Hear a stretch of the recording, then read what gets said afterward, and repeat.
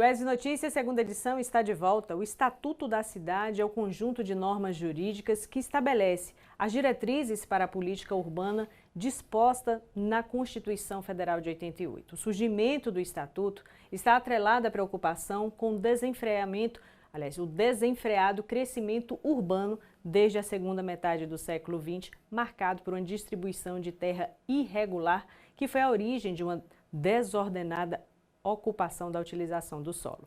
Essa lei existe em favor de 4 aspectos fundamentais: o bem da coletividade, a segurança, o bem-estar dos cidadãos e o equilíbrio ambiental. O Estatuto está completando 20 anos e para falar com a gente sobre este assunto, aqui conosco o professor Cláudio Carvalho, professor de Direito Urbanístico, Ambiental e Agrário, professor da nossa Universidade Estadual do Sudoeste da Bahia. Boa noite, professor. Seja bem-vindo ao nosso espaço, ao nosso estúdio aqui do ESB Notícias, segunda edição. Explica para a gente que marco é esse de 20 anos do Estatuto da Cidade. Boa noite, Aline. Boa noite a todos e a todas. O Estatuto da Cidade, como você bem disse, Aline, ele veio regulamentar o artigo 182 e 183 da Constituição, que já preconizava e preconiza a importância do planejamento e da gestão das cidades.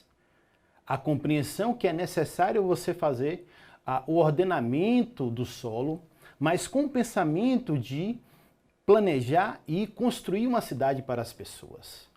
A compreensão que o plano diretor urbano é o instrumento fundamental de planejamento da cidade, que a Constituição já estabelecia e já estabelece que cidades acima de 20 mil habitantes precisam fazer o seu plano diretor urbano, mas e mais, estabelecer a função social da cidade, estabelecer a função socioambiental da propriedade. A cidade deve ser vista não numa perspectiva de especulação imobiliária, em que você tem um vazio urbano e espera estabelecer uma melhoria do valor. A cidade é para o trabalho, a cidade é para a moradia, a cidade é para o lazer, a cidade é para a segurança. E o Estatuto da Cidade, esse diploma legal que nós estamos comemorando 20 anos, ele veio justamente regulamentar esses 2 artigos, o 182 e o 183 da Constituição. Acontece, Aline, que houve uma certa demora. A Constituição é de 1988 e o Estatuto da Cidade veio em 2001. E essa demora, ela se dá e se deu justamente para compreender a importância da gente discutir a questão do acesso à terra no Brasil. Como você disse, é histórico no Brasil, não é a primeira lei de normas gerais, nós tínhamos uma anterior, temos ainda a Lei de Uso e Ocupação do Solo, a 6766 de 79, sim, mas que ela vai estabelecer uma cidade ideal, mas que não leva em conta a cidade real. O Estatuto da Cidade, sobretudo no artigo 2º, inciso 1º, vai estabelecer o que a gente chama de cidade sustentável, que a cidade deve ser pensada para as pessoas contemplando moradia, educação, saúde, lazer, e que essa população ela deve participar efetivamente do planejamento e da execução de todo o processo de orientação de crescimento da cidade, o que nós chamamos de gestão democrática da cidade. E mais ainda, no artigo 2º, a lei vai estabelecer que a gente deve evitar e corrigir as distorções do crescimento urbano sobre o meio ambiente. Agora, professor, explica para a gente, passadas 2 décadas, né, já são 20 anos aí do Estatuto das Cidades, como é que a gente pode avaliar, principalmente falando do nosso município, da nossa região, que é o nosso lugar de viver, de moradia, onde a gente está aqui mais próximo, que a gente pode avaliar, então, o nosso plano diretor urbano em relação a esses 20 anos aí? Como é que o senhor avalia isso? Pois bem, Aline. Olha, primeiro do plano geral, nós temos cerca de 5.500 municípios no Brasil. E do ponto de vista quantitativo, nós tivemos êxito. Praticamente metade dos municípios brasileiros se adequaram ao que estabelece, o que preconiza o Estatuto da Cidade, a Lei 10.257 de 2001. No entanto, Aline e quem nos ouve, do ponto de vista qualitativo, ainda há um descompasso no planejamento. Um exemplo bastante emblemático, nós tivemos agora oportunidade de ver algumas imagens em função da chuva. Sim.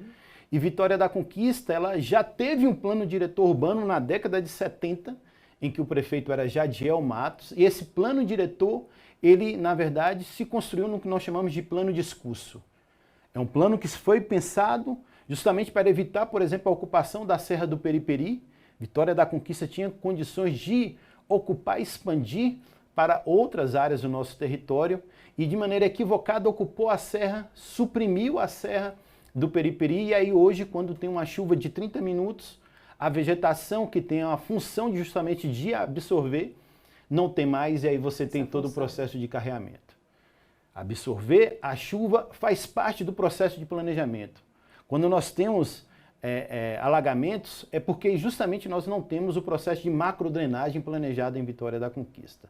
Acontece que nós temos um segundo plano diretor urbano de 2006, que ele vem justamente na obrigatoriedade de atualização que o Estatuto da Cidade estabeleceu, deu um prazo de 5 anos, então de 2001 até 2006, depois prorrogou por mais 2 anos, porque vários municípios no Brasil não conseguiram atualizar os seus planos, mas Vitória da Conquista conseguiu em 2006, e esse plano diretor urbano está valendo, que a gente chama de vigência do plano diretor urbano, e mais uma vez Vitória da Conquista não conseguiu, com a vigência desse plano diretor urbano, Aline, combater um mal que eu reputo um mal maior, que é justamente a segregação socioespacial e a homogeneização de vizinhança.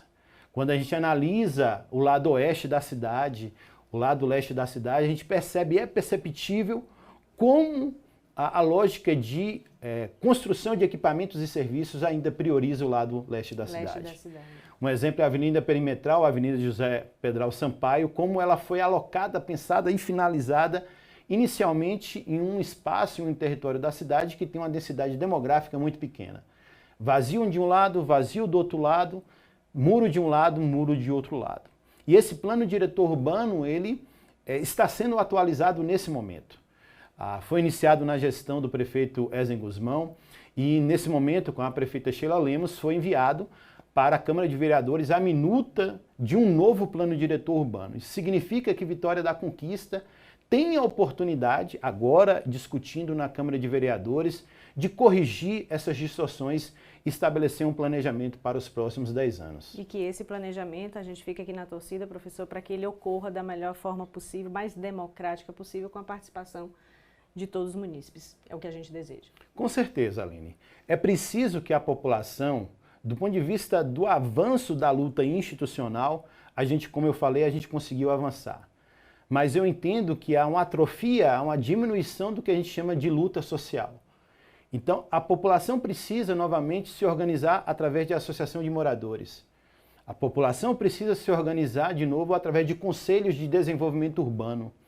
Porque quando nós falamos em gestão democrática da cidade, Aline, é na etapa da formulação do plano diretor urbano, na etapa da aprovação na Câmara de Vereadores e na etapa da aplicação do plano diretor urbano. Então a gente percebe que a população precisa se empoderar, se estabelecer mais e compreender que a cidade, como ela cresce, define toda uma perspectiva de bem-estar. E outra questão fundamental é o que nós chamamos de luta ideológica. Vitória da Conquista, por exemplo, tem um lema atual, gestão de cidade para as pessoas. E quando a gente vai analisar uma série de equipamentos, a lógica de mobilidade urbana hoje em Vitória da Conquista, que priorizou, por exemplo, uma estação de transbordo, mas que a mobilidade urbana continua deficitária. Você não tem um sistema, inclusive do ponto de vista de uma cidade inteligente, intermodal, em que você conecta vários tipos de modalidade de transporte. E é necessário a gente compreender quais são essas pessoas. Quando a gente fala em cidade para as pessoas, quando a gente fala em direito à cidade, é preciso que a gente dispute esse conteúdo, né, de direito à cidade e de cidade para as pessoas. E a gente compreende, inclusive a partir de uma orientação internacional da ONU, Objetivos do Desenvolvimento Sustentável, ODS 11, que é necessário a gente, de fato, construir cidade justa, democrática e resiliente. Bom, professor Cláudio Carvalho trazendo aqui informações valiosas, importantíssimas para a gente sobre esses 20 anos do Estatuto da Cidade, que define os rumos da nossa cidade, a cidade que a gente quer construir, mais sociável, mais democrática, com a participação de todos. Professor, muito obrigado pelos seus esclarecimentos. Com certeza voltará mais vezes para que a gente possa fazer essa discussão aqui com o nosso telespectador. Muito obrigada. Muito obrigado, Aline. Agradeço a todos. E se você se interessa mais sobre esse tema, nós temos um canal no YouTube para democratizar a produção do conhecimento, prof.claudiocarvalho. Tem uma série de vídeos lá sobre a discussão de como planejar adequadamente a cidade. Parabéns, professor, pelo seu trabalho.